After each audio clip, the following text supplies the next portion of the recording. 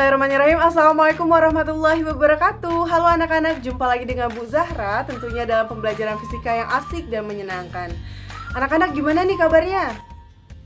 Alhamdulillah, semoga selalu dalam keadaan sehat dan pastikan untuk patuhi prokes yang ada dimanapun kalian berada ya. Saat ini meskipun kita berada di tengah-tengah pandemi, pastikan semangat kita dalam menuntut ilmu tidak pernah surut ya. Harus semangat dari awal hingga akhir. Baiklah, sebelum kita memulai pembelajaran pada hari ini, marilah kita berdoa terlebih dahulu supaya kita diberi kemudahan dalam menyerap ilmu hari ini. Alhamdulillah. Oke, apakah kalian sudah siap untuk menerima materi hari ini? Oke, kalau gitu langsung saja kita mulai yuk. Sebelumnya Ibu ingin bertanya, apakah ada yang masih ingat pada pertemuan sebelumnya kita telah membahas mengenai apa? Ya betul sekali, pada pertemuan sebelumnya kita sudah membahas mengenai suhu dan pemuaian. Oleh karena itu pada pertemuan kali ini kita akan membahas mengenai kalor. Ya betul sekali.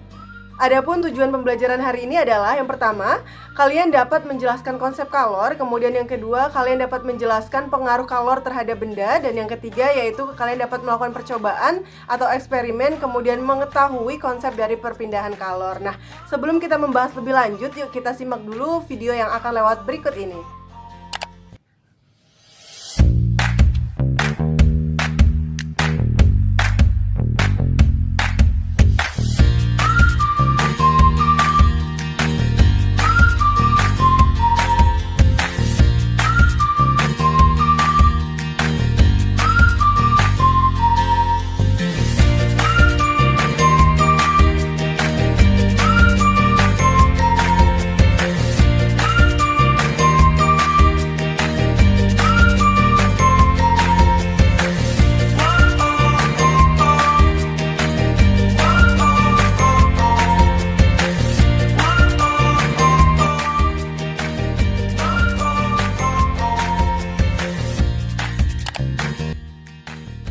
Panas atau kalor ada di sekitar kita, meskipun terkadang kita tidak menyadarinya ya. Ada banyak sekali fenomena-fenomena yang menunjukkan peristiwa adanya kalor. Nah, salah satu contohnya dalam video yang kita tonton barusan nih, ketika kita berada di dekat api unggun, tubuh kita akan merasakan panas dari api tersebut. Alasannya kenapa? Karena adanya kalor yang mengalir dari api unggun tersebut ke dalam tubuh kita. Jadi bisa kita artikan bahwa kalor itu adalah energi panas yang bisa berpindah dari benda bersuhu tinggi ke benda yang bersuhu lebih rendah. Ibu kasih contoh lagi ya, ketika kita memiliki teh panas dan ingin dituangkan ke dalam sebuah gelas yang awalnya ketika kita pegang bersuhu rendah, lama-kelamaan suhunya akan meningkat. Hal ini terjadi karena adanya transfer kalor dari teh panas tadi ke dalam gelas tersebut.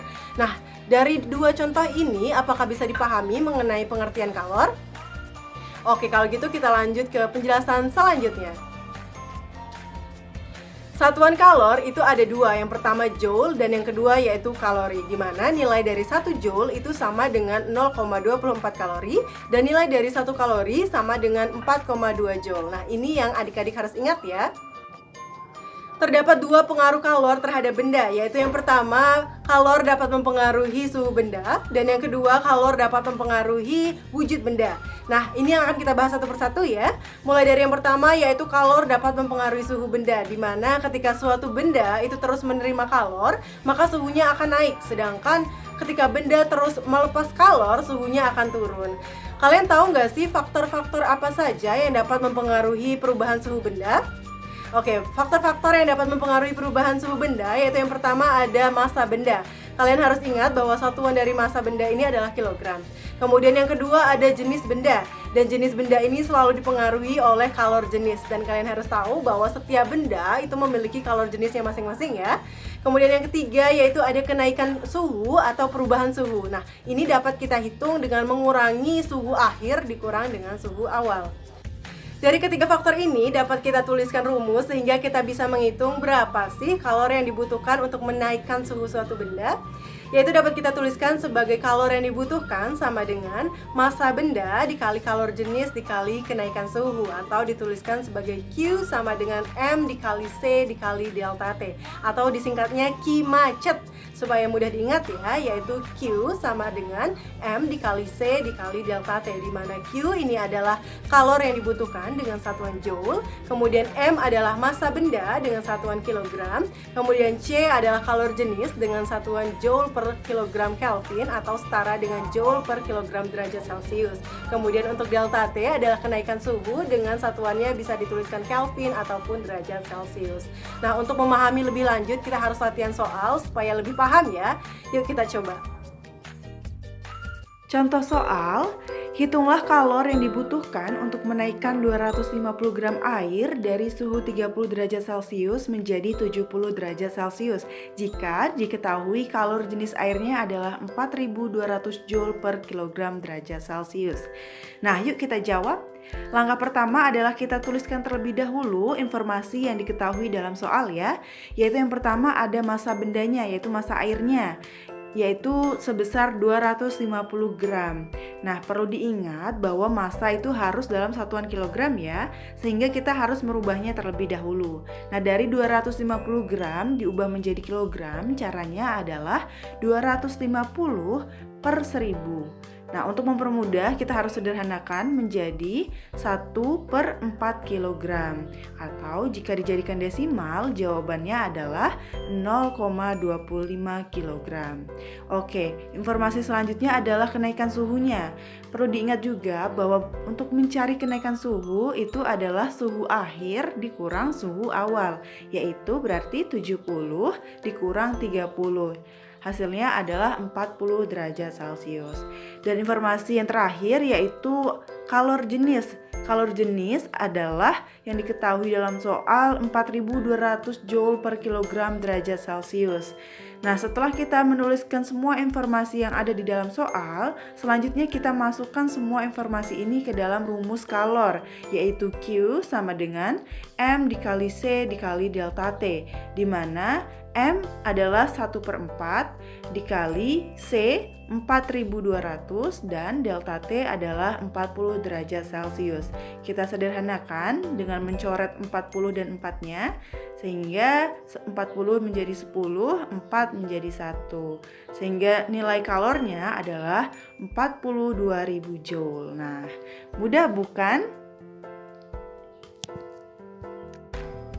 Baiklah, sekarang kita akan membahas pengaruh kalor yang kedua, yaitu kalor dapat menyebabkan perubahan wujud benda.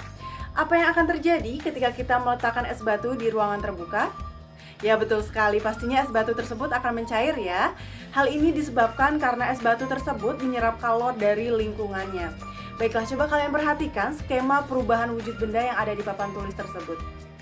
Nah, tanda panah yang berwarna merah itu artinya mereka menyerap kalor, sedangkan tanda panah yang berwarna biru mereka melepaskan kalor.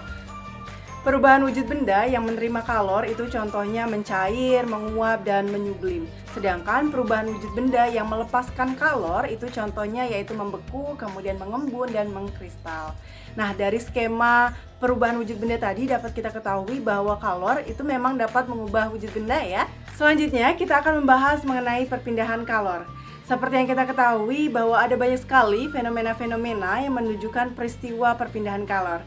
Ya, betul sekali, kalor tidak hanya berdiam di satu tempat, melainkan kalor selalu bergerak. Kalian tahu nggak sih bagaimana caranya kalor itu bisa berpindah? Ada 3 cara perpindahan kalor, yaitu konduksi, konveksi, dan radiasi. Untuk memahami lebih lanjut, yuk kita coba eksperimennya.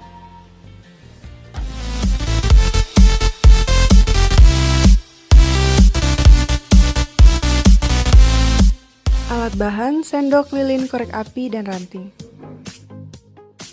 Langkah percobaan, dekatkan kayu atau ranting pada api lilin, lalu amati apa yang akan terjadi. Apakah kayu atau ranting akan terbakar? Langkah selanjutnya, ulangi percobaan dengan membakar sebuah besi, kemudian amati yang terjadi. Apakah besi akan terbakar?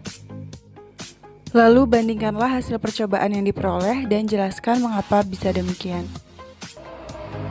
Kayu atau ranting adalah penghantar kalor yang buruk. Oleh karena itu ketika salah satu sisinya kita panaskan, kalor tidak akan dihantarkan ke sisi yang lain.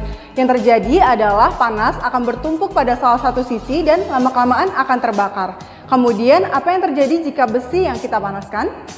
Besi adalah penghantar kalor yang baik. Oleh karena itu ketika kita memanaskan salah satu ujung besi tersebut, maka kalor akan dihantarkan dengan baik ke seluruh bagian besi. Hal ini menyebabkan seluruh bagian besi tersebut akan terasa panas. Siapkan air, lilin, korek api, dan 2 buah balon. Langkah percobaan, tiup 2 buah balon dengan salah satunya diisi air. Kemudian, bakar balon yang berisi udara dengan pemanas. Amati yang terjadi, apakah balon akan meletus? Selanjutnya, ulangi percobaan dengan mendekatkan balon yang berisi air dengan pemanas. Amati yang akan terjadi dan apakah balon akan meletus? Bandingkanlah hasil dari kedua percobaan dan jelaskan mengapa demikian. Balon yang berisi udara ketika dipanaskan, maka yang terjadi adalah balon tersebut akan meletus dengan cepat. Kenapa ini bisa terjadi? Aliran kalor dari pemanas akan menyebabkan udara di dalam balon tersebut memuai. Nah, pemuaian udara ini yang menyebabkan balon tersebut meletus dengan cepat. Balon yang berisi air ketika dipanaskan, dia tidak akan terbakar ataupun meletus. Kenapa? Karena kalor dari pemanas akan dirambatkan oleh balon ke air. Nah, melalui konveksi, air akan merambatkan seluruh kalor ke bagian air tersebut. Oleh karena itu, balon tidak akan memiliki panas yang cukup untuk meletuskan dirinya. Alat dan bahan, lilin dan korek api. Langkah percobaan, dekatkan telapak tangan dengan nyala lilin dengan jarak 2 cm selama 10 detik. Rasakan apa yang terjadi. Ulangi langkah percobaan dengan jarak 4 cm selama 10 detik. Kemudian rasakan apa yang terjadi. Bandingkan hasil dari kedua percobaan dan jelaskan mengapa bisa demikian. Telapak tangan yang didekatkan dengan nyala api sejauh 2 cm akan mengalami kenaikan suhu yang lebih tinggi dibandingkan dengan telapak tangan yang didekatkan dengan nyala api sejauh 4 cm. Hal ini terjadi karena telapak tangan dengan jarak 2 cm akan menyerap kalor lebih tinggi dibandingkan dengan telapak tangan pada jarak 4 cm. Setelah melakukan eksperimen tadi, apakah kalian sudah mulai tergambar bagaimana kalor itu bisa berpindah? Alhamdulillah, kalau gitu untuk memperdalam pemahaman, yuk kita review bersama. Adapun perpindahan kalor yang pertama itu melalui konduksi, di mana perpindahan secara konduksi ini artinya perpindahan panas tanpa disertai perpindahan partikel-partikelnya. Kemudian perpindahan secara konduksi ini biasanya terjadi pada benda-benda konduktor. Itulah kenapa gagangan setrikaan itu terbuat dari benda isolator ya, supaya panas dari setrikaan tersebut tidak merambat ke tangan kita. Kemudian perpindahan kalor yang kedua yaitu secara konveksi. Artinya yaitu perpindahan panas yang disertai dengan perpindahan partikel-partikelnya. Kemudian yang ketiga ada perpindahan secara radiasi atau pancaran. Nah, di awal tadi sudah kita jelaskan bahwa ketika kita berada di dekat api unggun, meskipun badan kita tidak menyentuh api tersebut, kita tetap akan merasakan panas dari api tersebut. Nah, ini disebut sebagai perpindahan secara radiasi, yaitu tanpa adanya perantara. Oh iya, ternyata radiasi itu juga dipengaruhi dari warna benda loh. Benda yang memiliki warna hitam itu cenderung menyerap radiasi panas yang lebih banyak dibandingkan dengan warna-warna lainnya. Baiklah, itu tadi materi terkait kalor. Nah, sebelum kita menutup pembelajaran pada hari ini, Ibu ingin bertanya kepada kalian, kesimpulan apa yang dapat kita peroleh dari pembelajaran hari ini? Yang ingin menjawab silahkan angkat tangannya ya. Oke, silahkan Linda. Bagus sekali. Ada lagi yang ingin menyampaikan pendapatnya? Oke, silahkan Ari. Wah, bagus sekali ya pemahaman kalian tentang kalor saat ini. Oke, untuk memperdalam lagi pemahaman tentang kalor, coba kalian kerjakan kuis yang telah Ibu sediakan. Link kuisnya sudah Ibu letakkan di deskripsi box ya. Nanti setelah pembelajaran ini berakhir, silahkan kalian kerjakan masing-masing. Alhamdulillah, sekarang pembelajarannya sudah berakhir. Terima kasih banyak untuk anak-anak yang sudah mendengarkan dari awal hingga akhir dengan semangat. Terus semangat dan kita jumpa lagi di pertemuan selanjutnya. Wabillahi taufiq wal hidayah. Wassalamualaikum warahmatullahi wabarakatuh. Sampai jumpa.